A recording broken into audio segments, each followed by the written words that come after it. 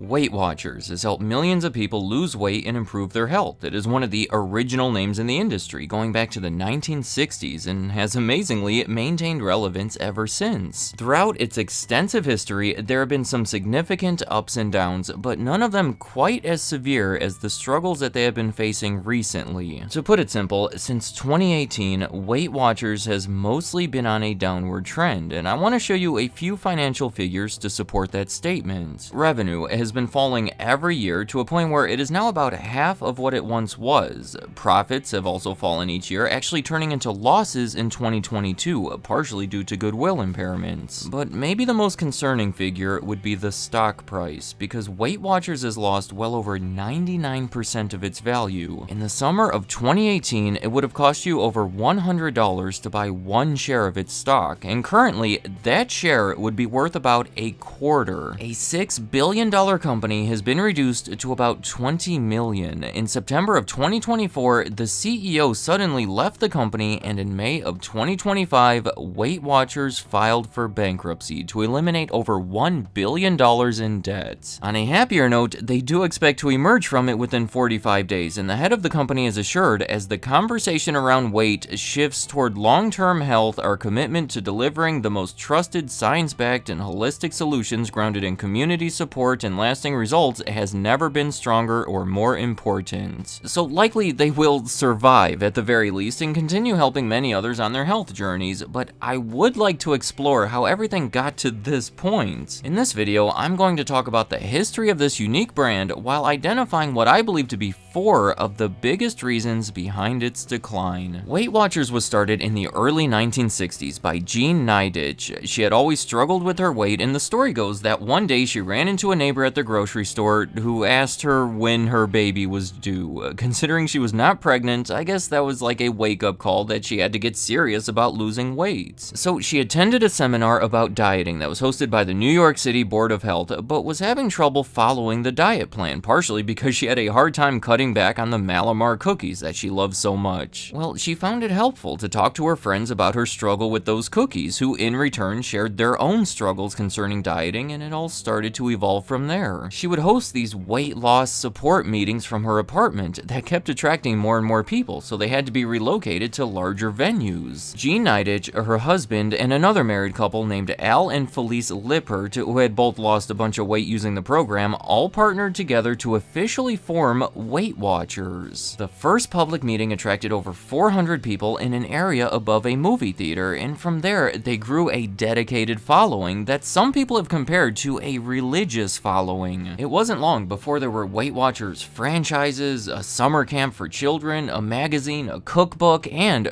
frozen meals in the supermarkets. In 1978, the food company Heinz, the one that makes the ketchup, wanted to buy one of the companies that was making these frozen meals under a license from Weight Watchers because they figured that it would complement their frozen food brand Ore-Ida that they had bought over a decade earlier. Well, after further research, Heinz ended up buying all of Weight Watchers for $71 million, and over the next few decades, their support and resources helped the Weight Watchers brand grow significantly more valuable. And that is going to lead me right into the first reason behind their decline: rebranding. In 2018, after more than 50 years operating under the name Weight Watchers, they changed their name to WW, saying that the letters did not stand for anything in particular, but they did fit nicely with their new tagline, "Wellness That Works." Basically, they wanted to open up the brand's identity. It would no longer be associated with just weight loss, but more general health and wellness. Which makes enough sense, right? But it was such a risky move. Weight Watchers is a catchy name, it describes what the company does, and it had built up decades of brand awareness. For example, I did not call this video the decline of WW because most people would probably not recognize what that is. On top of all those concerns, they changed a lot of the branding very quickly and did it late in the year. I'm sure you already know that every January January, it seems like everybody has a New Year's resolution to lose weight, so it may not have been the smartest decision to transition the branding away from weight loss in the months leading up to it. The CEO at the time, Mindy Grossman, admitted, "I think it needed to be more weight loss focused, especially in the January season." The start of 2019 was very weak, and if you remember, this all happened right around the time Weight Watchers started their downfall. Then, only about a year later, the pandemic complicated things with fewer in-person meetings, which have always been a huge part of the program, so looking back, that rebranding was a risky and poorly timed decision, but we have only scratched the surface of the problems that run much deeper. The next reason on my list is competition, and there are multiple ways that we can look at this, but just consider that weight loss is one of the most rapidly changing markets out there. Losing weight can be difficult, so people are always looking for something new that is easier and more effective and works better for them. I mean, how often is there a new weight loss craze that becomes the next big thing, and every time that happens, Weight Watchers is negatively impacted by it. In the 1990s, competitors like Jenny Craig and Slim Fast were reaching their heights along with diet pills, but in 1997, Weight Watchers made an impressive comeback when they introduced their point system. That system quickly became popular because of its simplicity. Mostly based on calories, they assigned points to different foods and people were only allowed to eat so many points per day. They made a big update to the system calling it Points Plus, where most fruits and vegetables were now 0 points, meaning you can now eat as many as you want, and that helped spark another comeback. My point here is that it is impressive how Weight Watchers has managed to remain relevant and repeatedly rejuvenate themselves despite so much changing competition. Most recently, their main competition has come from weight loss drugs, ones like Ozempic, and they have not had the strongest response to it. In 2023, they spent $132 million to acquire a telehealth platform that connects patients and doctors, ultimately making it possible for them to obtain the prescription weight loss drugs. They have gone so far as to establish a program that combines their point system with the medication. However, these efforts have been criticized as being too little, too late, and kind of a shift away from the psychological community aspect that has helped build the business. To summarize here, Weight Watchers has lost a lot of members as these drugs have become more popular, and they are proving to be more harmful to the company than maybe any other competitor has ever been before. My next reason behind the decline is celebrities, because Weight Watchers has a long history of celebrity endorsements. It turns out that seeing somebody that you're familiar with and maybe even look up to talk about how they lost weight and got healthy using Weight Watchers can be very convincing to make you want to try to do it yourself. Going back to those early days, founder Jean Nidetch became somewhat of a celebrity. She was great at public speaking, very charismatic, and lost over 70 pounds using the program. I mean, she was on late night shows, hosted publicity events. Like for the company's 10th anniversary in 1973, over 15,000 people came to Madison Square Garden for an event celebrating it, and even among more conventional celebrities in attendance, like Bob Hope, she was the main attraction. And even after she sold the company to Heinz, she continued making public appearances for Weight Watchers well into the 1980s, and I believe remained a consultant in some capacity until she died at 91 years old in 2015. In 1997, when they introduced the revolutionary point system, it was heavily promoted by Sarah Ferguson, the former Duchess of York, who remained their main spokesperson for the next decade. And then when they altered that point system in 2010, Jennifer Hudson became the new spokesperson, and easily the most impactful example was in 2015 when Oprah Winfrey joined the company. Not just as a spokesperson either, she spent $42 million to buy 10% of the company and join the board of directors. I don't think I have to tell you that she is an incredibly influential person that has been known to struggle with her weight, so I can't imagine anybody better for the brand. When CNN reported on this, their headline was, "Oprah comes to the rescue of Weight Watchers." She went on to lose 40 pounds using the program, and I truly think that her involvement was the single greatest factor behind their big comeback that followed. Well, in 2024, she announced that she would be stepping down from the board of directors and donating her shares of the company to the National Museum of African American History and Culture, effectively ending her involvement. Part of the reason she gave behind this decision was that she had started taking those weight loss drugs and she did not want there to be any perceived conflict of interest. So I think this helps solidify my previous reason, because even their spokesperson left Weight Watchers in favor of competing weight loss drugs. My final reason behind their decline decline is something that you may be expecting to hear because it comes up so often in these videos.